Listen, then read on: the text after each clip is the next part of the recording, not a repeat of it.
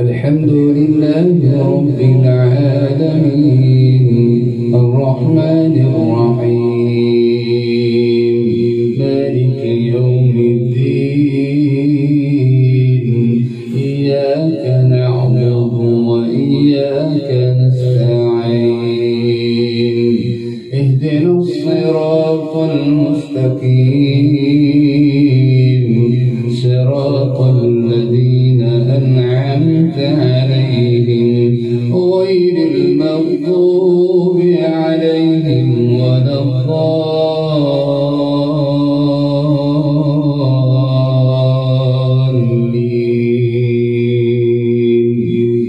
آمين.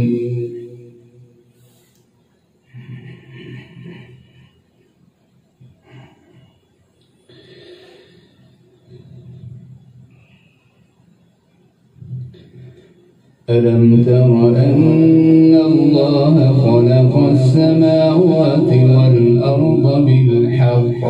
إن يشأ يذهبكم ويأتي بخلق جديد وما ذلك على الله بعزيز وبرزوا لله جميعا فقال الضعفاء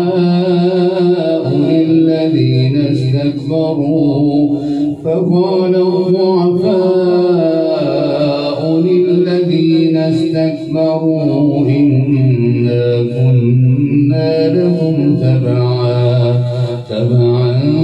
فهل أنتم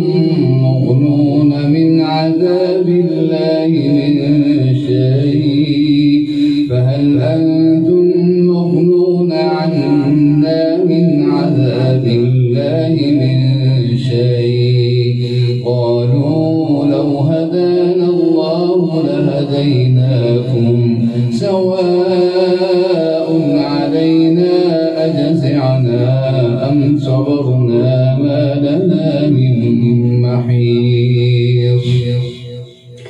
وقال الشيطان لما قضي الأمر إن الله وعدكم وعد الحق ووعدتكم فأخلفتكم وما كان لي عليكم من سلطان إلا أن دعوتكم فاستجبتم لي فلا تلوموني ولوموا أنفسكم ما أنا بمصرخكم وما أنتم بمصرخي إني كفرت بما أشركتمون من قبل إن الظالمين لهم عذاب أليم. وأدخل الذين آمنوا وعملوا الصالحات جنات تجري من تحتها الأنهار خالدين فيها بإذن ربهم تحيتهم فيها سلام. ألم تر كيف ضرب الله مثلا كلمة طيبة كشجرة طيبة أصلها ثابت وفرعها في السماء تؤتي أكلها كل حين بإذن ربها ويضرب الله الأمثال للناس لعلهم يتذكرون. ومثل كلمة خبيثة كشجرة خبيثة اجتثت من فوق الأرض ما لها من قرار يثبت الله الذين آمنوا بالقول الثابت في الحياة الدنيا وفي الآخرة ويضل الله الظالمين ويفعل الله ما يشاء. ألم تر إلى الذين بدلوا نعمة الله كفرا وأحلوا قومهم دار البوار جهنم يصلونها وبئس القرار وجعلوا لله أندادا ليضلوا عن سبيله قل تمتعوا فإن مصيركم إلى النار قل لعبادي الذين آمنوا يقيموا الصلاة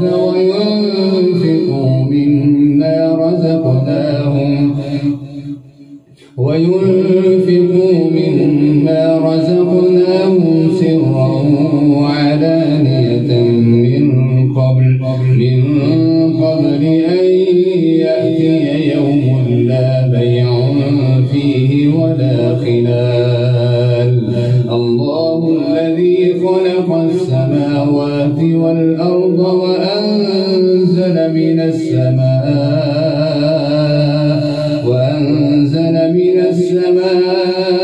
ماء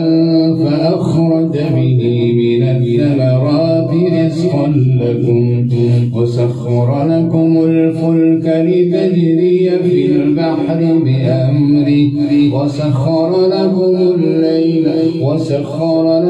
الأنهار وسخر لكم الشمس والقمر دائبين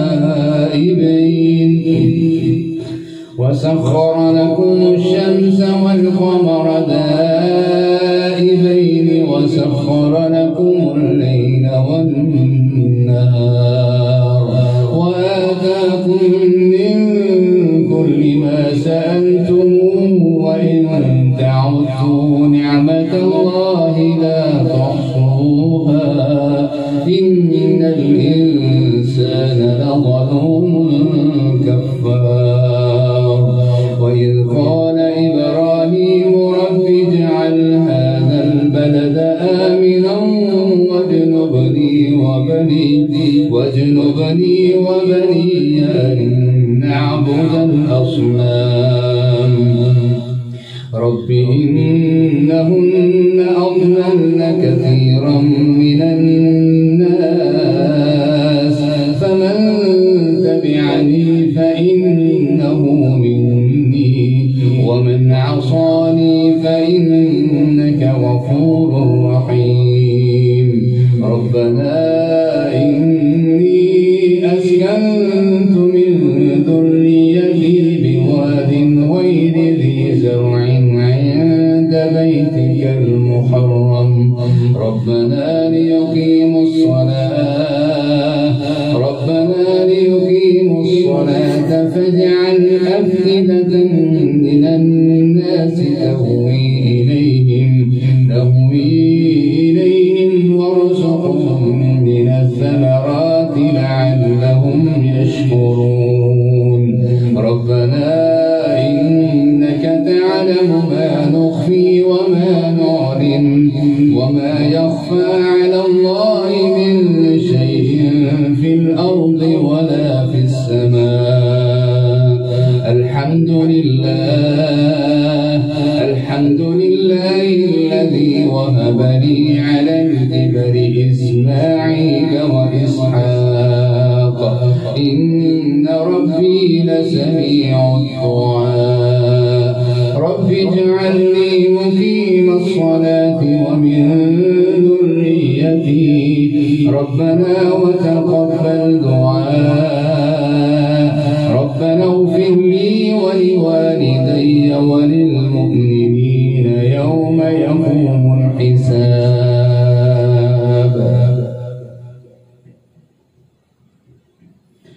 بسم الله الرحمن الرحيم سبحان الذي أسرى بعبده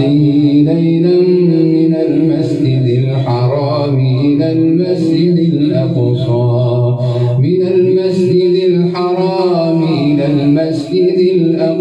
الذي باركنا حوله لنريه من آياتنا إنه هو السميع البصير وآتينا موسى الكتاب وجعلناه هدى لبني إسرائيل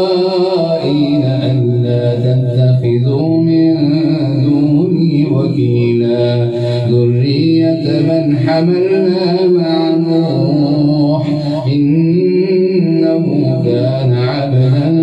شكورا وقضينا إلى بني إسرائيل في الكتاب لتفسدن في الأرض مرتين ولتعلن علوا كبيرا. بسم الله الرحمن الرحيم. سبحان الذي أسرى بعبده ليلا من المسجد الحرام إلى المسجد الأقصى الذي باركنا حوله لنريه من آياتنا إنه هو السميع البصير. وآتينا موسى الكتاب وجعلناه هدى لبني إسرائيل ألا تتخذوا من دوني وكيلا ذرية من حملنا مع نوح إنه كان عبدا شكورا. وقضينا إلى بني إسرائيل في الكتاب لتفسدن في الأرض مرتين ولتعلن علوا كبيرا. فإذا جاء وعد أولاهما بعثنا عليكم عبادا لنا أولي بأس شديد فجاسوا خلال الديار وكان وعدا مفعولا. ثم رددنا لكم الكرة عليهم وأمددناكم بأموال وبنين وجعلناكم أكثر نفيرا. إن أحسنتم لأنفسكم وإن أسأتم فلها. فإذا جاء وعد الآخرة ليسوءوا وجوهكم وليدخلوا المسجد كما دخلوه أول مرة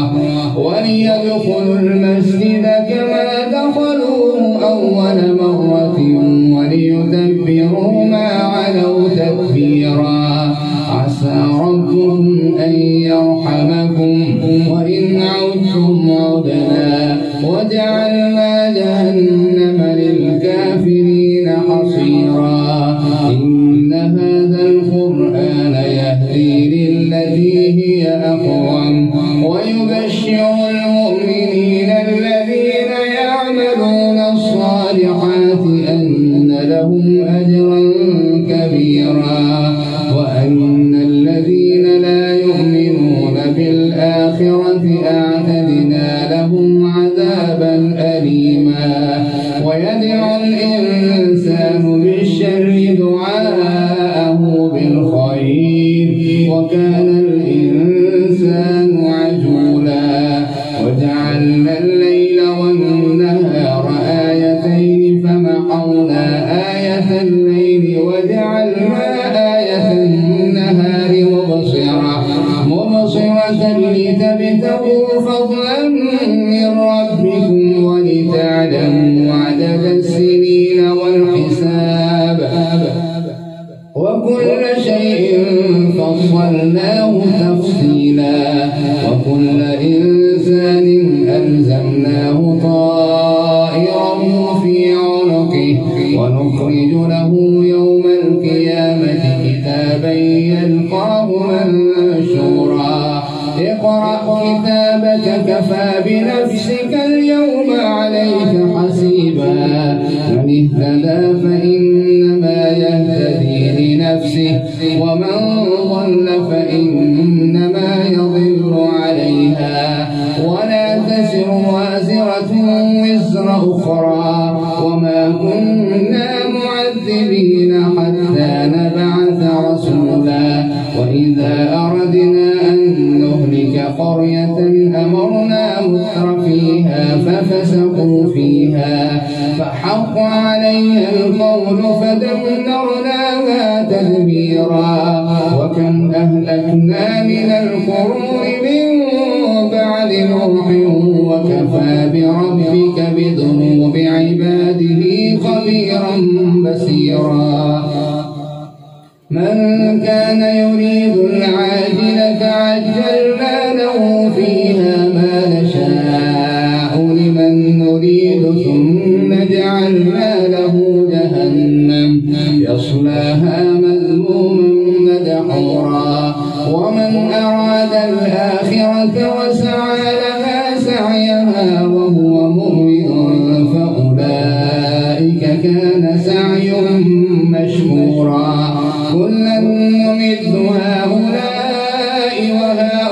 وهؤلاء من عطاء ربك وما كان عطاء ربك محظورا انظر كيف فضلنا بعضهم على بعض وللآخرة أكبر درجات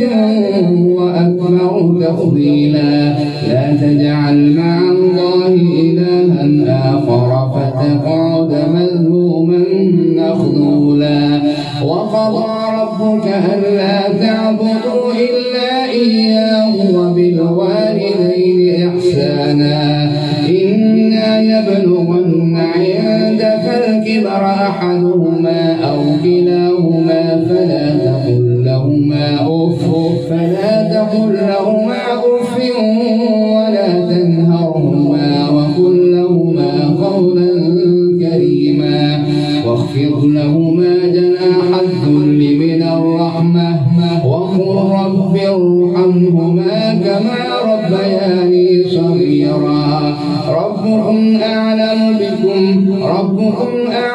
بما في نفوسكم إن تكونوا صالحين فإنه كان للأوابين غفورا وآت ذا القربى حقه والمسكين وابن السبيل ولا تبذر تبذيرا إن المبذرين كانوا إخوان الشياطين وكان الشيطان لربه كفورا وإما تعرضن عنهم ابتغاء رحمة من ربك ترجوها فقل لهم قولا ميسورا ولا تجعل مع الله إلها آخر وإما تعرضن عنهم ابتغاء رحمة من ربك ترجوها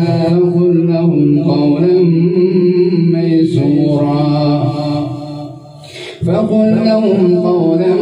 ميسورا ولا تجعل يدك مغلولة إلى عنقك ولا تبسطها كل البسط فتقعد ملوما محصورا إن ربك يبسط الرزق لمن يشاء ويقدر إنه كان بعباده خبيرا بصيرا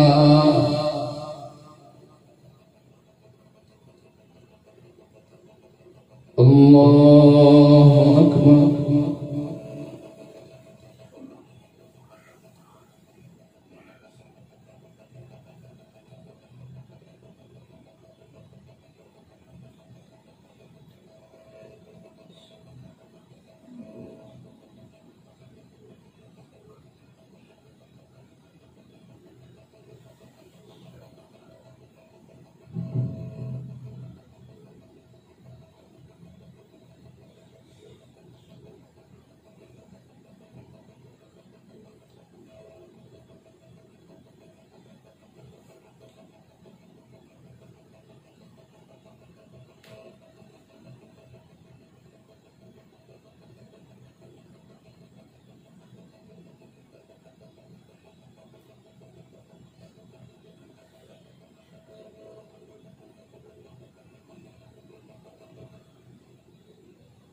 سمع الله لمن حمده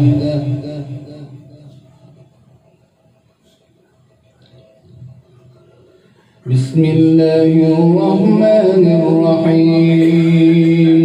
الحمد لله رب العالمين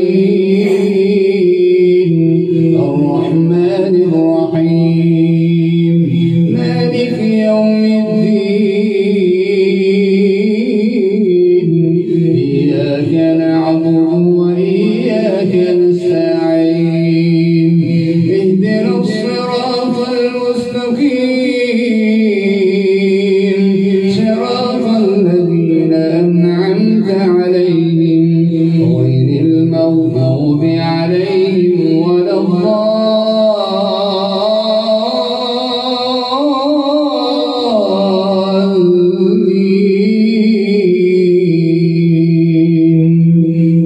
آمين.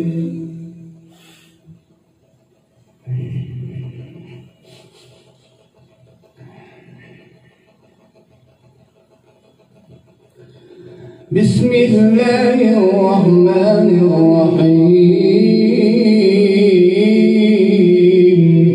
قل ادعوا الله أو ادعوا الرحمن أيما تدعوا فله الأسماء الحسنى ولا تجهر بصلاتك ولا تخافت بها وابتغ بين ذلك سبيلا وقل الحمد لله الذي لم يتخذ ولدا ولم يكن له شريك في الملك ولم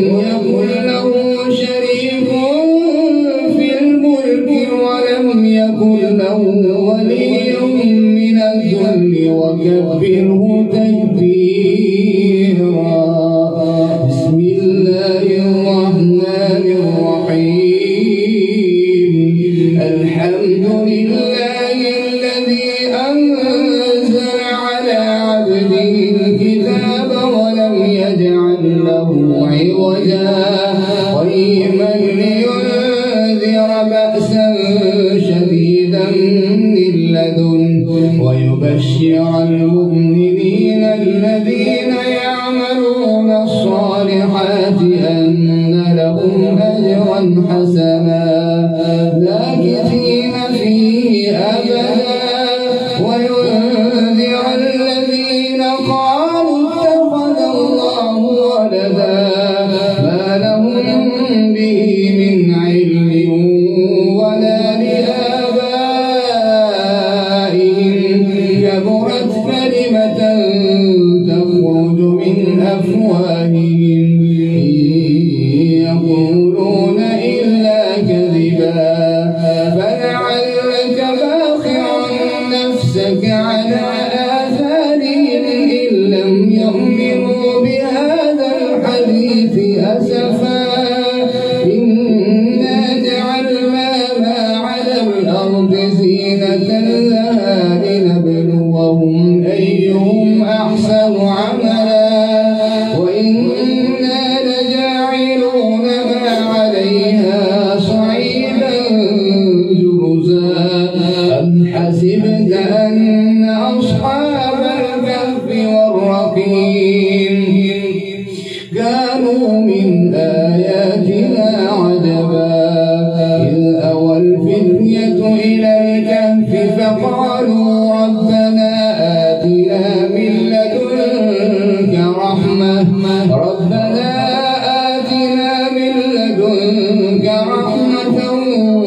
وهيئ لنا من أمرنا رشدا فضربنا على آذانهم في الكهف سنين عددا ثم بعثناهم لنعلم أي الحزبين أحصى لما لبثوا أمدا نحن نقص عليك نبأهم بالحق إنهم فتية آمنوا بربهم وزدناهم هدى وربطنا على قلوبهم إذ قاموا فقالوا ربنا رب السماوات والأرض لن ندعو من دونه إلها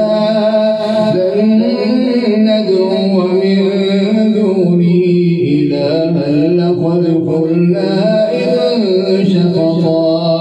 هؤلاء قوم اتخذوا من دونه آلهة لولا يأتون عليهم بسلطان بين فمن أظلم ممن افترى على الله كذبا وإذ اعتزلتموهم وما يعبدون إلا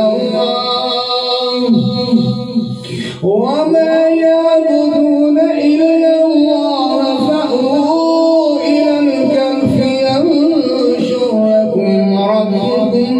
من رحمته ويهيئ لكم من أمركم مرفقا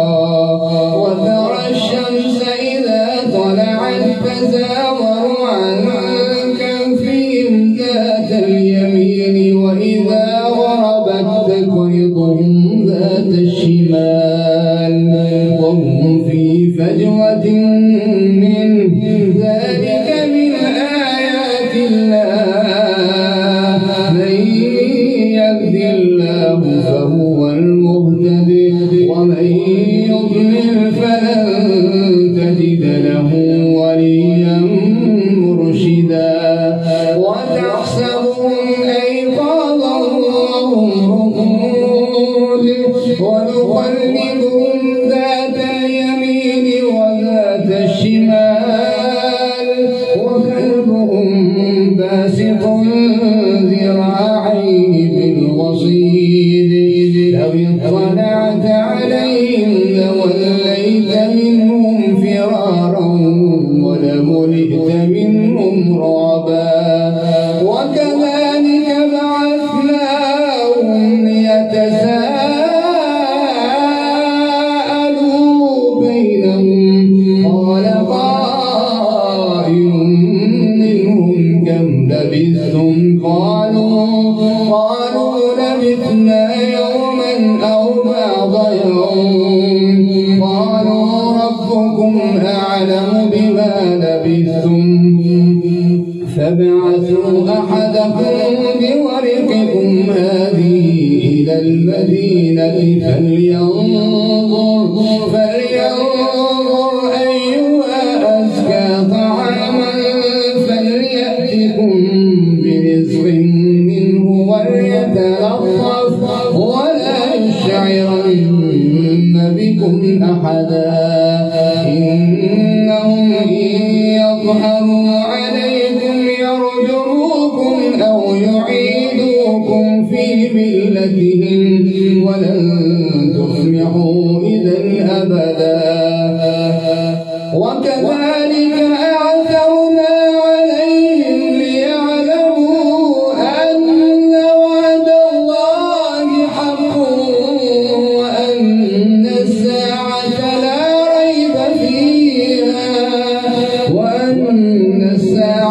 لا ريب فيها إذ يتنازعون بينهم أمرهم فقالوا ابنوا عليهم بنيانا ربهم أعلم بهم قال الذين غلبوا ربهم أعلم بهم قال الذين غلبوا على أمرهم لنتخذن عليهم مسجدا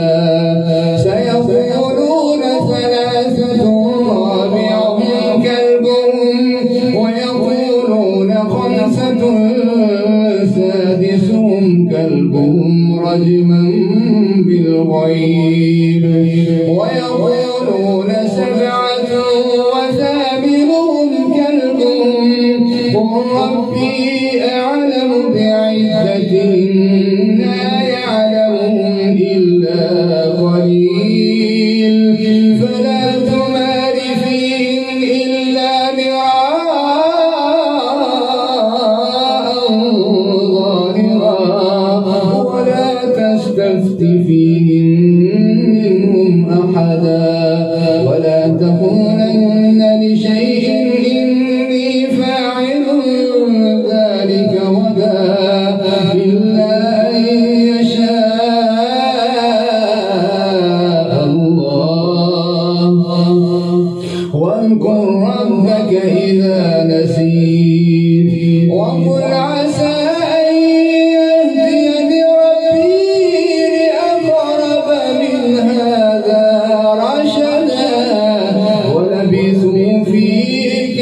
ربهم 300 سنين وازدادوا 9 قل الله أعلم بما لبثوا له غيب السماوات والأرض أبصر به وأسمع ما لهم من دونه من ولي ولا يشرك في حكمه أحدا واتل ما أوحي إليك من كتاب ربك لا مبدل لكلماته ولن تجد من دونه ملتحدا واصبر نفسك مع الذين يدعون ربهم بالغداة والعشي يريدون وجهه ولا تعد عيناك عنهم تريد زينة الحياة الدنيا ولا تطع من أغفلنا قلبه عن ذكرنا واتبع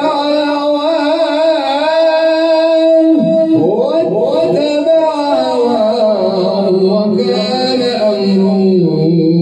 فرطا وقل الحق من ربكم فمن شاء فليؤمن ومن شاء فليكفر إنا أعتدنا للظالمين نارا أحاط بهم سرادقها وإن يستغيثوا يغاثوا بماء كالمهل يشوي الوجوه بئس الشراب وساءت مرتفقا إن الذين آمنوا وعملوا الصالحات إنا لا نضيع أجر من أحسن عملا أولئك لهم جنات عدن تجري من تحتهم الأنهار يحلون فيها من أساور من ذهب ويلبسون ثيابا خضرا من سندس واستبرق متكئين فيها على الأرائك نعم الثواب وحسنت مرتفقا الله أكبر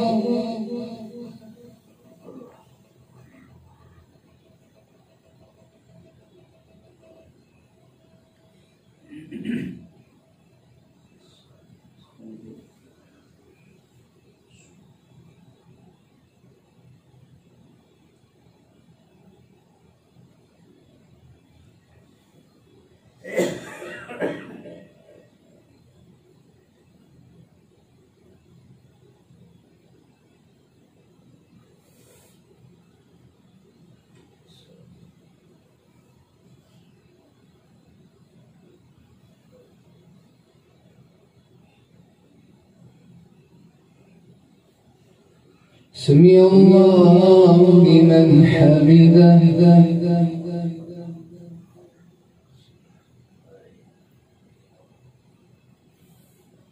الله أكبر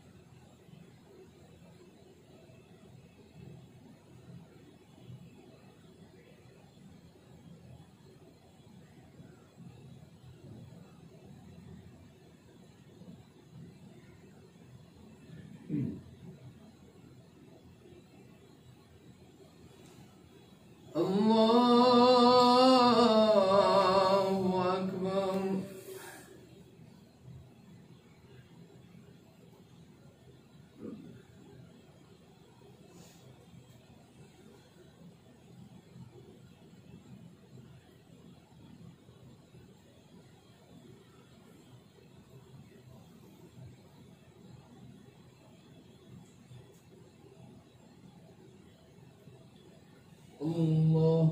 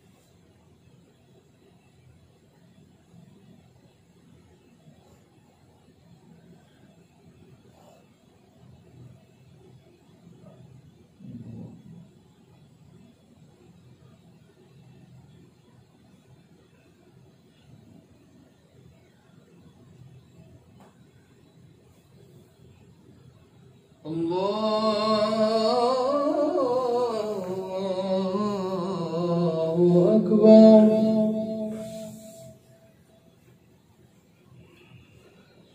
بسم الله الرحمن الرحيم. الحمد لله رب العالمين الرحمن الرحيم مالك يوم الدين. إياك نعبد وإياك نستعين. اهدنا الصراط المستقيم صراط الذين أنعمت عليهم غير المغضوب عليهم ولا الضالين.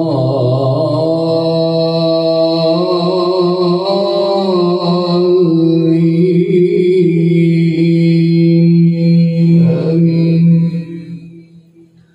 ويسألونك عن ذي القرنين قل سأتلو عليكم منه ذكرا. إنا مكنا له في الأرض وآتيناه من كل شيء سببا فأتبع سببا حتى إذا بلغ مغرب الشمس وجدها تغرب في عين حمئة ووجد عندها قوما.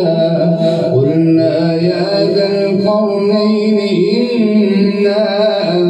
تعذب وإما أن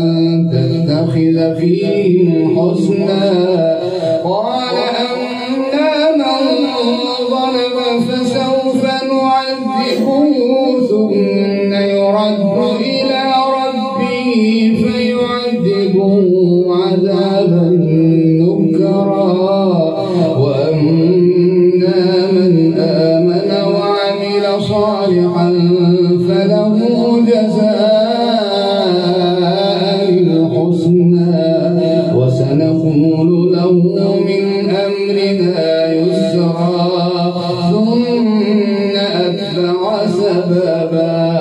حتى إذا بلغ مطلع الشمس وجدها تطلع على قوم لم نجعل لهم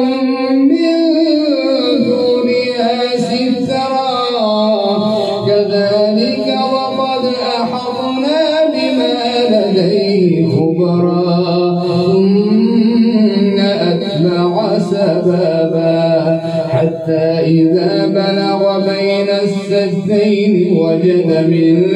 دونهما قوما لا يكادون يفقهون قولا. قالوا يا ذا القرنين إن يأجوج ومأجوج مفسدون في الأرض فهل نجعل لك خرجا على أن تجعل بيننا وبينهم سدا. قال ما مكنني فيه ربي خيرا فأعينوني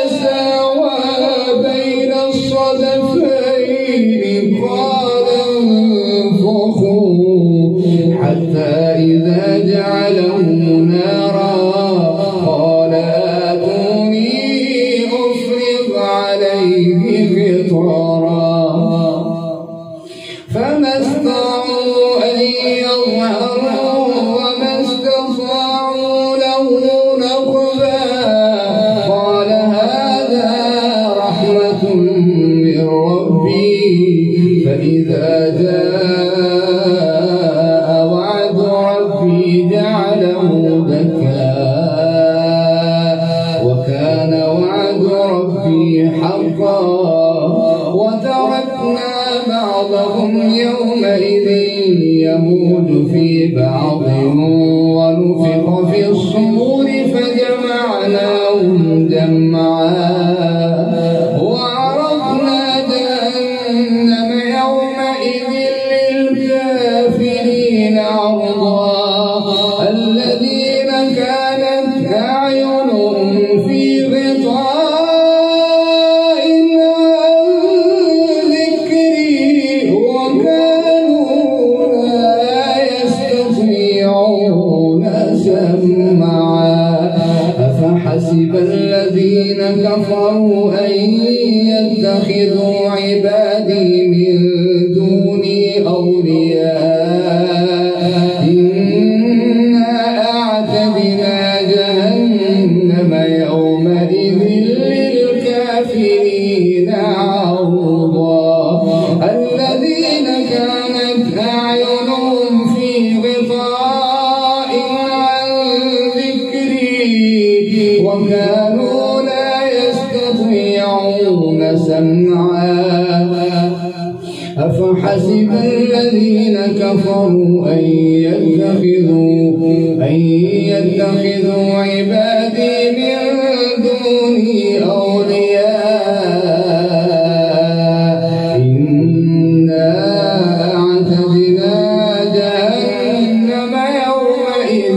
للكافرين عرضا الذين كانت أعينهم في غطاء عن ذكري وكانوا لا يستطيعون سمعا إنا أعتدنا جهنم للكافرين نزلا قل هل ننبئكم بالأخسرين أعمالا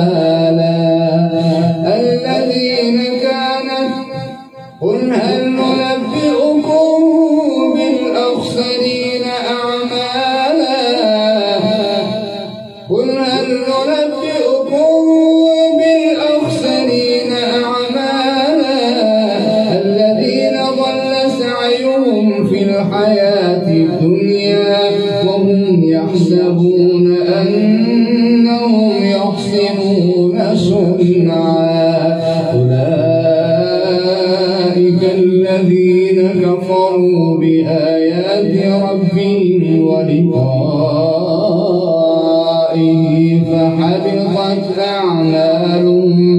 فحبطت أعمالهم فلا نقيم لهم يوم القيامة وزنا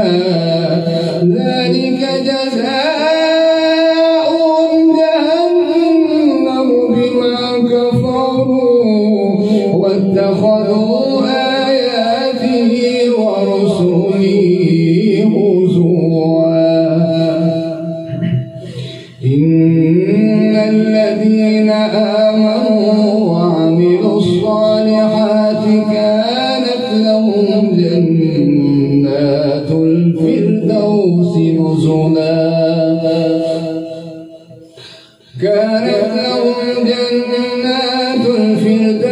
نزلا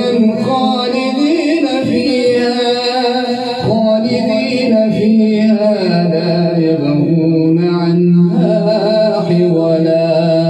قل لو كان البحر مدادا لكلمات ربي لنفد البحر قبل أن تنفد كلمات ربي ولو جئنا بمثله مددا قل إنما أنا بشر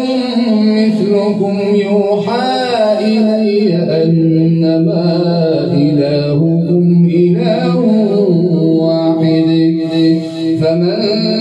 كان يرجو لقاء ربه فليعمل عملا صالحا ولا يشرك بعبادة ربه أحدا بسم الله الرحمن الرحيم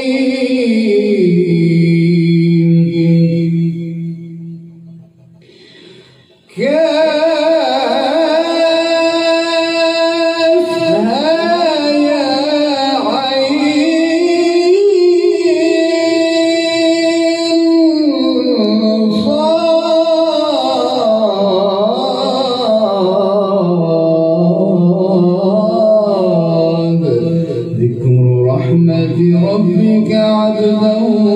زكريا إذ نادى ربه نداء خفيا قال رب إني وهن العظم مني واشتعل الرأس شيبا ولم أكن بدعائك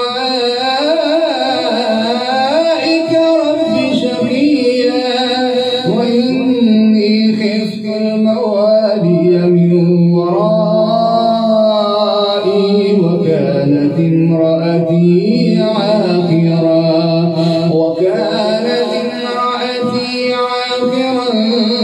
فهب لي من لدنك وليا يرثني ويرث من آل يعقوب واجعله رب رضيا يا زكريا إنا نبشرك بغلام اسمه يحيى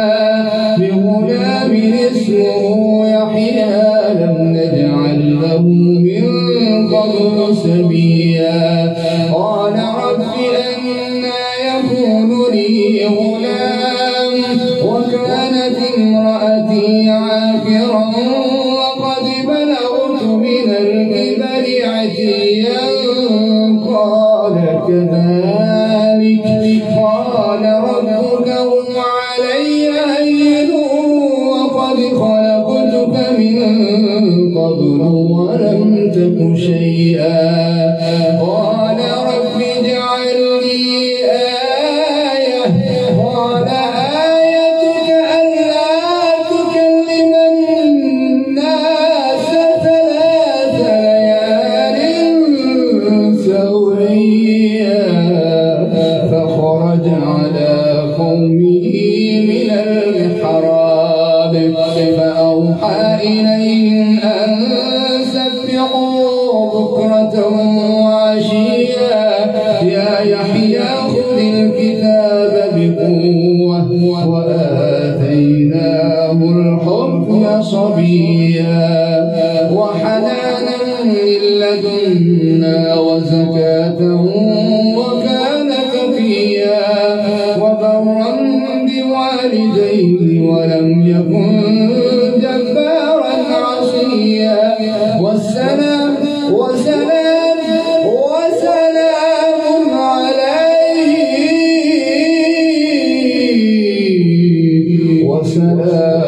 عليه يوم ولد ويوم يموت ويوم يبعث حيا الله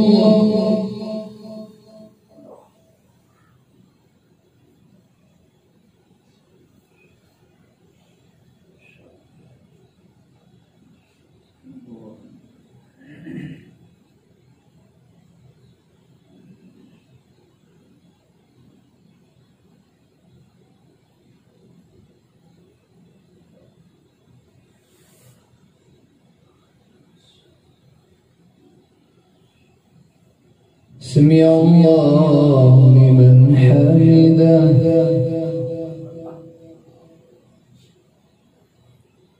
بسم الله الرحمن الرحيم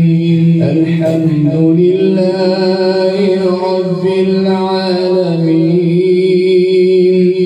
الرحمن الرحيم مالك يوم الدين إياك نعبد وإياك نستعين اهدنا الصراط المستقيم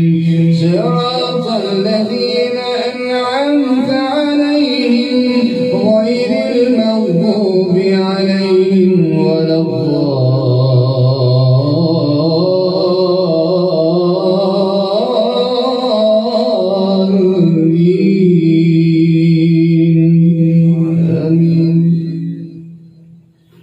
واذكر في الكتاب مريم إذ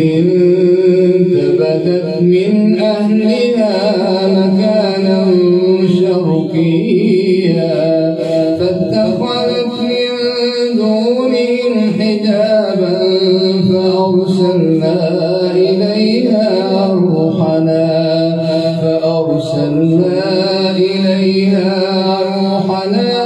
فتمثل لها بشرا سويا قالت إني أعوذ بالرحمن منك إن كنت تقيا قال إنما أنا رسول ربك لأهب لك غلاما زكيا قالت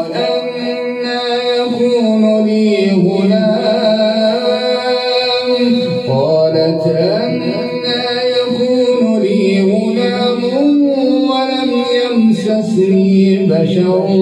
ولم أك بغيا قال كذلك قال ربك هو علي هين ولنجعله آية للناس ورحمة منا وكان أمرا مقضيا فحملته فانتبذت به مكانا قصيا فأجاءها المخاض إلى جذع النخلة قالت يا ليتني مت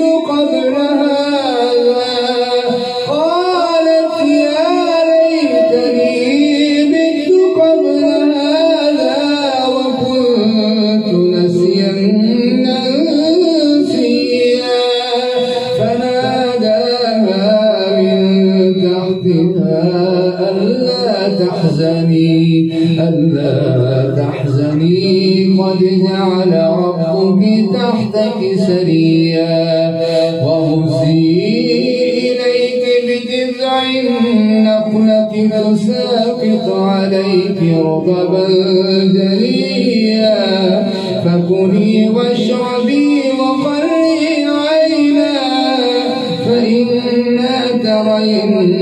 من البشر أحدا فقولي إني نذرت للرحمن صوما فلن أكلم اليوم إنسيا فأتت به قومها تحمله قالوا يا مريم لقد جئت شيئا فريا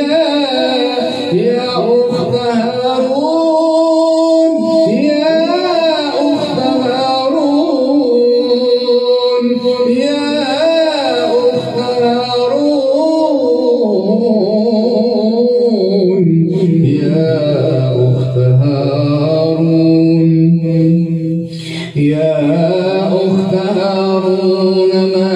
كان أبوك امرأ سوء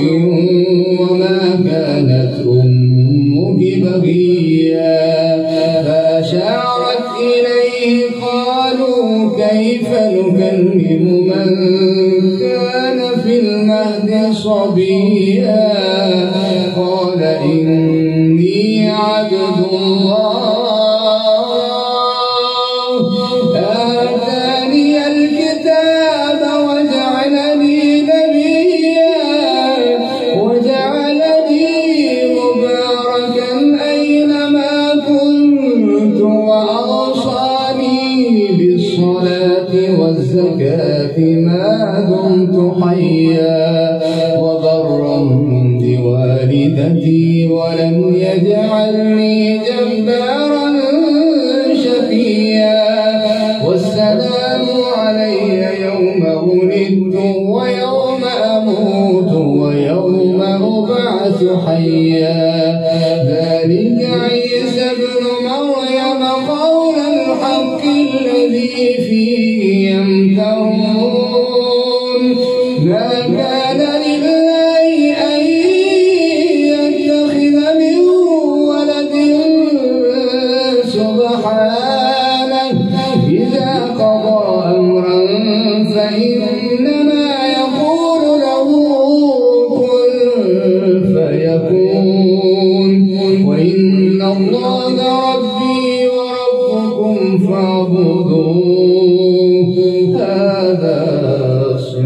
صراط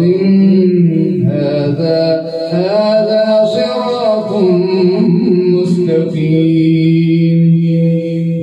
بسم الله الرحمن الرحيم. لا أقسم بيوم القيامة ولا أقسم بالنفس اللوامة. أيحسب الإنسان أن لن نجمع عظامه بلى قادرين على أن نسوي بنانه بل يريد الإنسان ليفجر أمامه يسأل أيان يوم القيامة فإذا برق البصر وخسف القمر وجمع الشمس والقمر يقول الإنسان يومئذ أين المفر كلا لا وزر إلى ربك يومئذ المستقر ينبأ الإنسان يومئذ بما قدم وأخر بل الإنسان على نفسه بصيرة ولو ألقى معاذيره لا تحرك به لسانك لتعجل به إن علينا جمعه وقرآنه فإذا قرأناه فاتبع قرآنه ثم إن علينا بيانه كلا بل تحبون العاجلة وتذرون الآخرة وجوه يومئذ ناظرة إلى ربها ناظرة ووجوه يومئذ باسرة تظن أن يفعل بها فاقرة كلا إذا بلغت التراقي وقيل من راق وظن أنه الفراق والتفت الساق بالساق إلى ربك يومئذ المساق فلا صدق ولا صلى ولكن كذب وتولى ثم ذهب إلى أهله يتمطى أولى لك فأولى ثم أولى لك فأولى أيحسب الإنسان أن يترك سدى ألم يكن نطفة من مني يمنى ثم كان علقة فخلق فسوى فجعل منه الزوجين الذكر والأنثى أليس ذلك بقادر على أن يحيي الموتى بسم الله الرحمن الرحيم إذا الشمس كورت وإذا النجوم انكدرت وإذا الجبال سيرت وإذا العشار عطلت وإذا الوحوش حشرت وإذا البحار سجرت وإذا النفوس زوجت وإذا الموءودة سئلت بأي ذنب قتلت وإذا الصحف نشرت وإذا السماء كشطت وإذا السماء كشطت وإذا الجحيم سعرت وإذا الجنة أزلفت وإذا الجنة أزلفت علمت نفس ما أحضرت فلا أقسم بالخنس الجوار الكنس والليل إذا عسعس والصبح إذا تنفس إنه لقول رسول كريم ذي قوة عند ذي العرش مكين مطاع ثم أمين وما صاحبكم بمجنون ولقد رآه بالأفق المبين وما هو على الغيب بضنين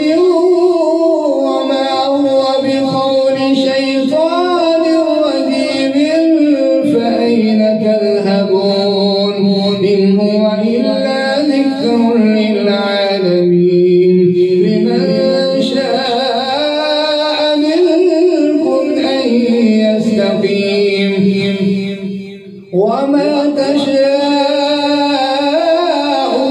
إلا أن يشاء الله رب العالمين. الله